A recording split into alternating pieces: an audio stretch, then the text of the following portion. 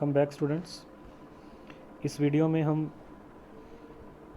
जो हमारा केमिस्ट्री का फर्स्ट चैप्टर है that is chemical reactions and equations उनको डिस्कस करेंगे। इस वीडियो में बेसिकली जो सीबीएसई के बोर्ड क्वेश्चंस है हमारे पास, जो पिछले सालों में बोर्ड में आए हुए हैं, कवर हुए हैं, उनको हमने डिस्कस करना है। सबसे पहली बात, इस चैप्टर की वेटेज की बात करते हैं। अगर हम इस चैप्टर के वेटेज की बात करें तो कम से कम कितने मार्क्स का हमारे पास ये चैप्टर कवर होता है। It is about 5 marks, 5 number का काम इस चैप्टर में हमें आना है। काफ़ी इंपॉर्टेंट चैप्टर है ये हमारे पास। अप्रॉक्सीमेटली 5 मार्क्स हमने इस चैप्टर में से लेने हैं, कवर करने हैं। कौन कौन से टॉपिक्स हैं जो हमारे पास एक्सपेक्टेड होते हैं, जो इस चैप्टर में से कवर करने ज़रूरी हैं, जिनमें से हर साल सीबीएसई क्वेश्चन पूछता ही पूछता है। कुछ टॉपिक्स मैंने यहाँ पर लिखे हैं जिनमें से सीबीएसई लगभग हर साल क्वेश्चन पूछता ही पूछता है। देखते हैं वो कौन कौन से टॉपिक्स हैं हमारे पास। बात करते हैं फर्स्ट टॉपिक की। यहाँ पर फर्स्ट टॉपिक देखिए हमारे पास क्या है, action of water on quicklime. जब भी हम क्विकलाइम में वाटर ऐड करते हैं तो क्या होता है। सिंपल हमने पढ़ा था लास्ट में कि जब भी हम क्विकलाइम में वाटर ऐड करेंगे सिंपली क्या होगा, रिएक्शन एक्सोथर्मिक होती है, हीट प्रोड्यूस होती है और स्लेट लाइम की फॉर्मेशन होती है। सीबीएसई का ये पेट टॉपिक है जिस पे हर साल लगभग क्वेश्चन पूछा जाता है। नेक्स्ट है हमारे पास action of heat on FeSO4.7H2O। Iron sulphate के क्रिस्टल्स होते हैं हमारे पास। ये जब भी हम इन्हें हीट करते हैं देन क्या होगा हमारे पास। जब भी हम आयरन सल्फेट के क्रिस्टल्स को या कॉपर सल्फेट के क्रिस्टल्स को इवन हीट करेंगे तो जो मॉलिक्यूल्स होते हैं वाटर के वो सारे रिमूव हो जाते हैं, जिसकी वजह से जो क्रिस्टलाइन कंपाउंड है वो एनहाइड्रस कंपाउंड में चेंज हो जाता है। इससे बाद हमारे पास नेक्स्ट टॉपिक आता है iron nails kept in copper sulphate solution. ये भी हमारे पास सिंपल है कि आयरन को जब हम कॉपर सल्फेट के नेल्स में डालते हैं तो हमें पता है क्या होता है, सिंपली जो कलर होता है कॉपर सल्फेट का ब्लू वो चेंज हो जाता है ग्रीन में, बिकॉज आयरन कॉपर से ज़्यादा रिएक्टिव होता है और आयरन कॉपर को डिस्प्लेस करके कॉपर सल्फेट जो कि ग्रीन कलर में होता है उसको बना लेता है। नेक्स्ट हमारे पास reaction between Na2SO4 that is sodium sulphate and barium chloride. यहाँ पर डबल डिस्प्लेसमेंट या फिर प्रेसिपिटेशन रिएक्शन कवर होती है जो कि BaSO4 बनाती है, जो कि प्रेसिपिटेट फॉर्म में हमारे पास इनसॉल्युबल प्रोडक्ट बनता है। इस तरह से लास्ट जो काफ़ी इंपॉर्टेंट बर्निंग टॉपिक है हमारा, कोरोजन और रेंसिडिटी, इन दोनों टॉपिक्स पे भी हमारे पास क्वेश्चन जो है वो कवर होते हैं। ये टॉपिक्स आपने बड़े ध्यान से पढ़ने हैं और इनको आराम से पढ़ के, ध्यान से पढ़ के कंप्लीट करना है, क्योंकि ये वो टॉपिक्स हैं जो सीबीएसई हर साल क्वेश्चंस कवर करता है, जिसमें से हमारे पास क्वेश्चन आने ही आने हैं। चलते हैं वीडियो की नेक्स्ट पार्ट की तरफ, जहाँ पर हम सीबीएसई के जो लास्ट 7 to 8 ईयर्स क्वेश्चंस हैं हमारे पास, जो बोर्ड ने हमसे पिछले सालों में पूछे हैं बोर्ड में क्वेश्चंस, उनको हम कवर करते हैं। Thank you and enjoy the video. Like, share and subscribe, क्योंकि जब भी आप हमें लाइक करते हैं, सब्सक्राइब करते हैं, शेयर करते हैं वीडियोस को, बाकी स्टूडेंट्स को भी इसकी हेल्प मिलती है और हमें भी मोटिवेशन मिलता है ताकि हम अगली वीडियोस में इससे ज़्यादा अच्छा काम कर सकें, ताकि स्टूडेंट्स को ज़्यादा से ज़्यादा फ़ायदा हो सके। लॉकडाउन में हमें पता है कि ऑनलाइन क्लासेस ही चल रही हैं। फ्री में अगर हमें कुछ सीखने को मिल रहा है तो कोई नुकसान नहीं है। ध्यान से आप वीडियोस को देखा करें, समझा करें और लाइक, शेयर और सब्सक्राइब तो ज़रूर कीजिए ताकि हमें भी मोटिवेशन मिलता रहे। Thank you. नेक्स्ट पार्ट में चलते हैं वीडियो के, जहाँ पर हम सीबीएसई के बोर्ड क्वेश्चंस को कवर करेंगे। Thank you. Good morning students, welcome back. In this video we will discuss the very important previous board questions from the chapter 1, that is chemical equations and reaction. Last video में हमने बहुत जो important questions थे इस chapter के उनको discuss किया था, उसका ही नेक्स्ट पार्ट है ये। इसमें हम जो बोर्ड के पहले क्वेश्चंस आए हुए हैं काफ़ी पिछले सालों में, पिछले ईयर्स में, उनको हमने डिस्कस करना है। सबसे पहला क्वेश्चन देखिए क्या है, CBSE 2018 में ये क्वेश्चन आया था। What type of coating is formed on copper articles when they get corroded? Copper articles पर किस टाइप की कोटिंग आती है जब कॉपर के आर्टिकल्स कोरोड हो जाते हैं। कॉपर के केस में हमें पता है ग्रीन कलर की कोटिंग आती है which is basic in nature, और ये किसकी होती है, copper carbonate and copper hydroxide. So which is simply green in colour. So check करते हैं इसका आंसर क्या है हमारे पास। The copper articles form green coating of basic carbonate that is CuCO3 which is copper carbonate and CuOH2 that is copper hydroxide. So this is the simple answer. So these are the 1 mark questions, so we have to answer in only one word or one line we can say. So next is balance the following question. FeH2O Fe plus H2O and it gives Fe3O4 plus H2O. So simple reaction, ये reaction हमने पहले भी discuss की है पिछले videos में। सो यहाँ पर हम देख सकते हैं Fe के 3 एटम्स हैं, तो यहाँ पर हम सिंपल 3 लगा देंगे तो दोनों तरफ 3 हमारे पास कंप्लीट हो जाएंगे। अगर हम ऑक्सीजन को देखें तो यहाँ पर ऑक्सीजन के 4 हैं और यहाँ पर ऑक्सीजन 1 है तो 5 हैं, यहाँ पर हमारे पास सिर्फ 1 ही है। सो इसको कैसे बैलेंस करना है ये भी देख लेते हैं। हाइड्रोजन के तो हमारे पास सेम ही है। सो अगर यहाँ पर हम सिंपली यहाँ पर 4H है ओनली, H2 है सॉरी, वो नहीं है। सो यहाँ पर 4 ऑक्सीजन है हमारे पास, तो यहाँ पर भी हम 4 लगा देते हैं तो ऑक्सीजन हमारे पास 4 कंप्लीट हो जाएंगे। सो लेकिन जब हमने 4 को हाइड्रोजन से मल्टीप्लाई किया तो वो 8 हो गए, तो यहाँ पर भी हमें क्या लगाना पड़ेगा 4। सो यहाँ पर हमारी जो रिएक्शन है वो क्या होगी, बैलेंस। सो नेक्स्ट चलते हैं क्वेश्चन नंबर 3 पे। So question number 3 is which one is a chemical change, electrolysis of water or sodium chloride exposed to sunlight. So जब हम सोडियम क्लोराइड को सनलाइट में एक्सपोज करेंगे तो उसका सिंपली कुछ नहीं होगा, वो वैसे ही रहेगा, फिजिकल चेंज में चला जाएगा, वो जो पानी होगा उसमें से वो वेपोरेट हो जाएगा। लेकिन जब हम वाटर की इलेक्ट्रोलाइसिस करते हैं तो वाटर की इलेक्ट्रोलाइसिस से क्या होता है, simply we have to pass electricity, that means electrolysis. So it will give simply hydrogen and oxygen. So ये हमें हाइड्रोजन और ऑक्सीजन बना के देगा। सो हाइड्रोजन और ऑक्सीजन ये दोनों ही बिल्कुल नए कंपाउंड बन गए हमारे पास। वाटर से इनकी प्रॉपर्टीज़ क्या होगी, बिल्कुल ही डिफरेंट होगी। That's why electrolysis of water is a chemical change. So that's why the answer is electrolysis of water. So next चलते हैं क्वेश्चन नंबर 4 पे। Question number 4 is if copper metal is heated over a flame. Copper metal को हमने क्या करना है, heat करना है over a flame. So heat मतलब बर्निंग करनी है हमने। So we get copper oxide and copper oxide क्या होता है, black in color.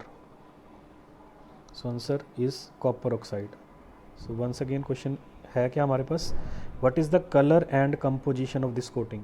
So color कौन सा होगा, black, and composition में हम क्या लेंगे, CuO, जिसको हम क्या बोलते हैं, copper oxide. So next question देखिए क्या है, what can be seen when a strip of copper metal is placed in a solution of silver nitrate. ये भी हम लिख के देखते हैं पहले। जब हम कॉपर को सिल्वर नाइट्रेट के सोल्यूशन में रखेंगे तो क्या होगा। कॉपर सिल्वर से ज़्यादा रिएक्टिव है, इट मीन्स वो कॉपर को बड़े आराम से डिस्प्लेस कर देगा और उसकी जगह ले लेगा, और सिल्वर यहाँ से क्या हो जाएगा, हमारे पास अलग हो जाएगा। Simple answer, metallic silver is precipitated and blue solution of containing copper nitrate is obtained. Next, state 1 industrial application of reduction process. Reduction very important process which is simply used to extract metals from their ores। ये हमने 7th और 8th में भी पढ़ा था। Next चलते हैं question number 7 पे। विच of the following is a chemical change, give reason also.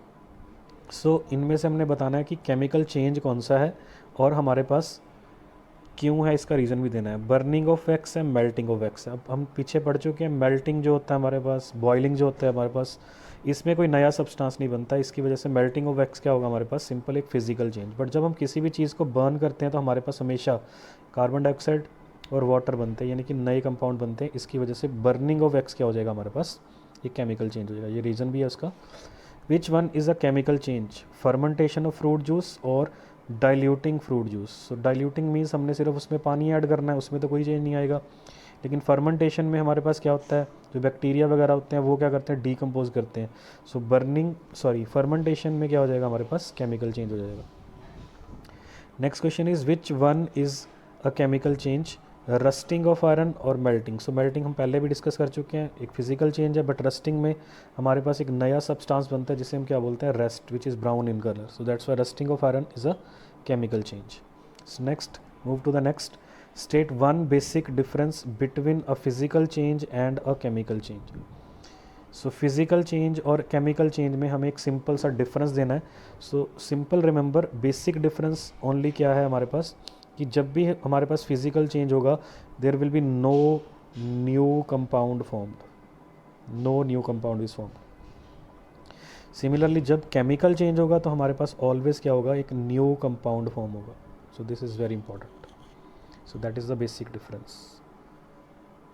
सो देखिए क्वेश्चन, सिंपल आंसर था हमारे पास, in a physical change no new substance is formed while a chemical change a new substance is formed. So next move to the question 11th, why does the color of copper sulfate solution change when iron nail is dipped in it? So this is an NCERT question जो हमने पहले भी discuss किया है।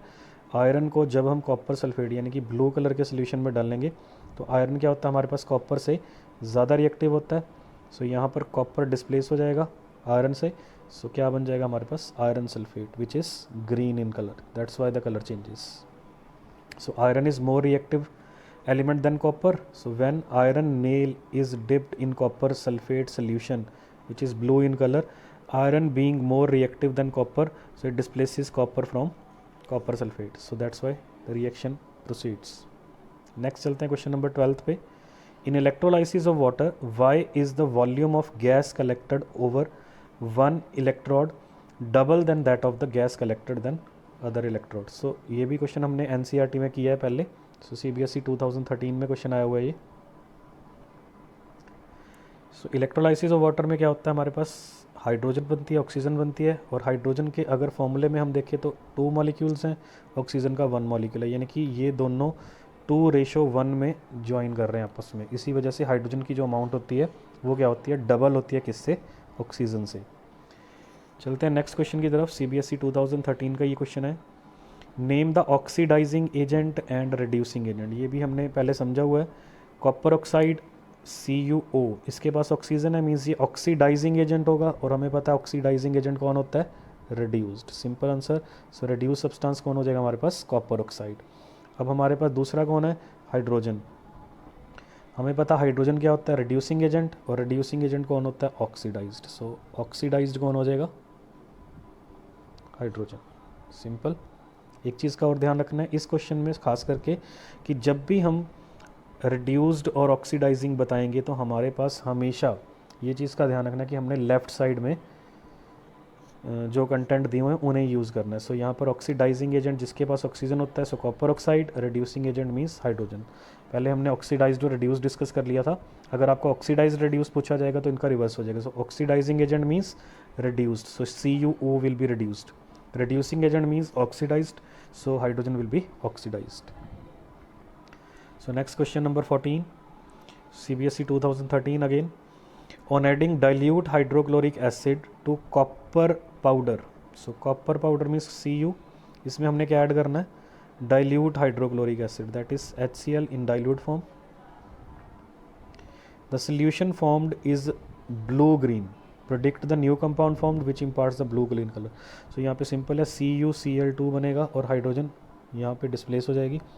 सो यहाँ पर जो copper chloride बना है this is blue green colour compound, so that's why answer is copper chloride. So next question number 15, why should a magnesium ribbon be cleaned before burning in air.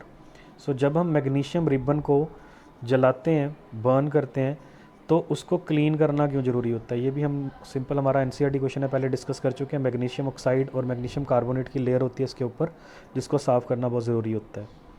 So last question है हमारे पास 1 mark में, what type of coating is formed on silver articles when they get corroded. So silver क्या करता है, जो silver होता है हमारे पास, ये एयर में प्रेजेंट H2S गैस को रिएक्ट करवाता है, जिसकी वजह से इसके ऊपर ब्लैक कलर की कोटिंग आ जाती है which is of silver sulphide Ag2S। सो यहाँ पर हमारे जो 1 मार्क क्वेश्चन है जो पिछले सालों में बोर्ड क्वेश्चंस में आए हुए हैं उनको हम डिस्कस कर चुके हैं।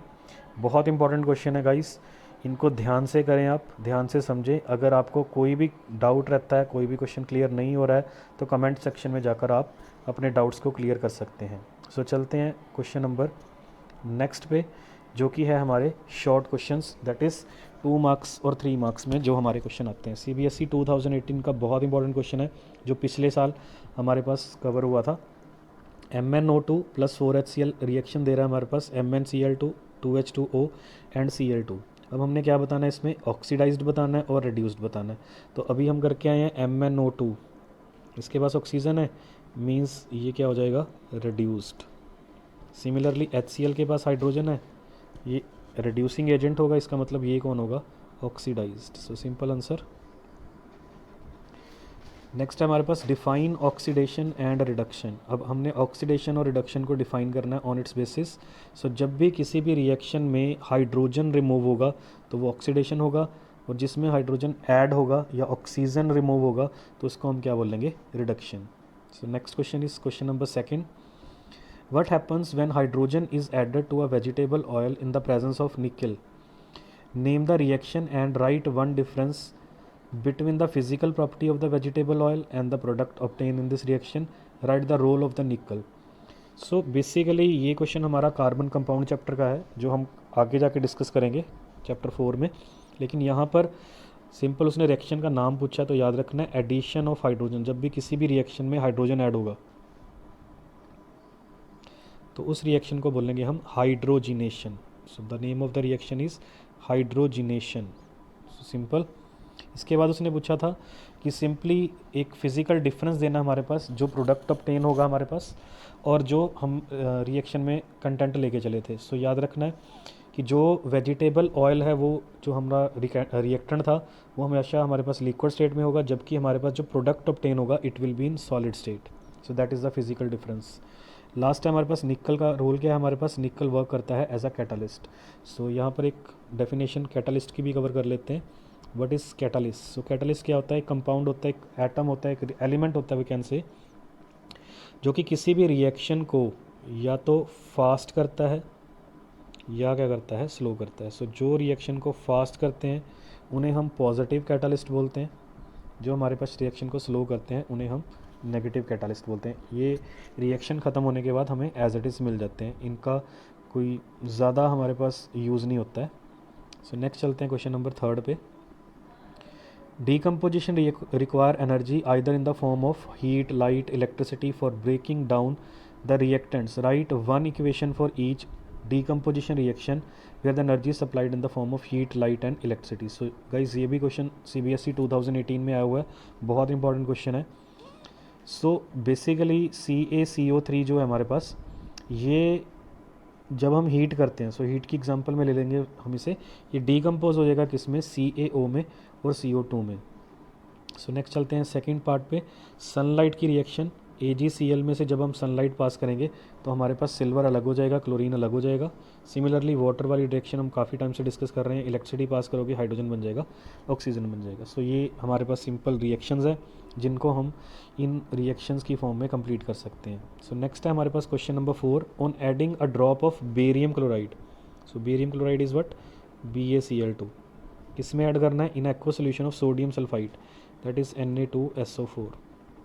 सो डबल डिस्प्लेसमेंट कैरी करेगा यहाँ पर, एक तो बनेगा BaSO4 which will be precipitated and दूसरा बनेगा हमारे पास NaCl। सो रिएक्शन को बैलेंस कर लो, 2NaCl बन जाएगा। So first of all the questions are, write a balance reaction on the reaction involve. Reaction हमने अभी लिखा था, वही सेम रिएक्शन यहाँ पे आ जाएगा। What is the other name of the reaction, that is precipitation reaction. Second third है हमारे पास, on adding dilute hydrochloric acid on the reaction mixture, what while precipitate disappears why. So एक चीज़ बहुत इंपॉर्टेंट है यहाँ पर कि सिंपली जो BaSO3 होता है हमारे पास is a salt of weak acid, therefore dilute acid such as HCl decomposes barium sulfide to produce sulfur dioxide which is the smell of burning sulfur। सो यहाँ पर इसी वजह से हमारे पास BaCl2 सॉल्युबल में वाटर सॉल्युबल होता है वाटर में, सो जिसकी वजह से वो क्या हो जाता है, डिसअपियर हो जाता है। सो नेक्स्ट चलते हैं क्वेश्चन नंबर 5 पे। Right one example for each of the decomposition reaction. Again same question है जो हमने अभी ऊपर किया था, सो दोबारा करने की ज़रूरत नहीं है, इसको आप ऊपर रिवाइंड करके वीडियो को दोबारा देख सकते हो। इसका सेकंड पार्ट देखते हैं। Which of the following statement is correct and why? Copper can displace silver from solution of silver nitrate and silver can displace copper. सुनो, ये चीज़ बहुत इंपॉर्टेंट है कि हमें याद रखना पड़ेगा कि कॉपर जो होता है हमारे पास वो सिल्वर से ज़्यादा रिएक्टिव होता है, इसी वजह से कॉपर तो डिस्प्लेस कर सकता है सिल्वर को, but silver is less reactive, so silver can't. समझ में आ गया होगा सभी के। सो नेक्स्ट है give reason why sodium act as reducing agent while chlorine act as an oxidising agent in the following reaction. So इसका रीज़न देना है हमने क्यों। अब सिंपल सी बात है, यहाँ पर हमारे पास गेन ऑफ ऑक्सीजन और लॉस ऑफ ऑक्सीजन का एक कंसेप्ट होता है जो ऑक्सीडेशन और रिडक्शन को क्लियर करता है। सो यहाँ पे एक चीज़ बहुत इंपॉर्टेंट है, जब हम सोडियम क्लोरीन ऐड करते हैं तो हमारे पास सोडियम क्लोराइड की फॉर्मेशन होती है। सो बेसिकली यहाँ पे हो क्या रहा है, जो सोडियम होता है वो इलेक्ट्रॉन लूज़ करके पॉजिटिव आयन बनाता है।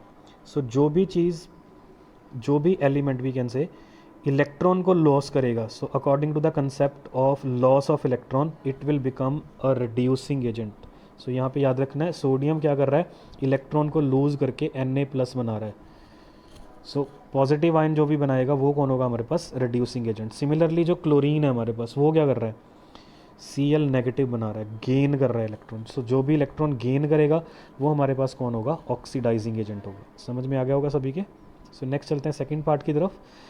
While coloured silver chloride turns grey when kept in sunlight. ये भी सिंपल है, जो हमने पीछे रिएक्शन डिस्कस किया था, क्योंकि सिल्वर की फॉर्मेशन होती है, सिल्वर क्लोराइड क्या हो जाता है, डीकम्पोज हो जाता है, जिसकी वजह से सिल्वर जो होता है वो हमारे पास ग्रे कलर में हमें मिलता है। नेक्स्ट चलते हैं थर्ड क्वेश्चन की तरफ, थर्ड पार्ट की तरफ। Why is decomposition reaction called the opposite of combination. ये भी हम NCERT क्वेश्चन में डिस्कस कर चुके हैं मेन एक्सरसाइजेज में। क्योंकि हमें पता है कि डीकम्पोजिशन में जो सिंगल रिएक्टेंट होता है वो ब्रेक होके क्या करता है, काफ़ी सारे प्रोडक्ट्स बनाता है, 2 या 2 से ज़्यादा। लेकिन कम्बिनेशन में इसका अपोजिट होता है, 2 या 2 से ज़्यादा जो हमारे वी कैन से रिएक्टेंट्स होते हैं वो कंबाइन होकर हमारे पास क्या बनाते हैं, एक सिंगल प्रोडक्ट बनाते हैं। यहाँ पर वीडियो को ज़्यादा लंबा नहीं करते हैं।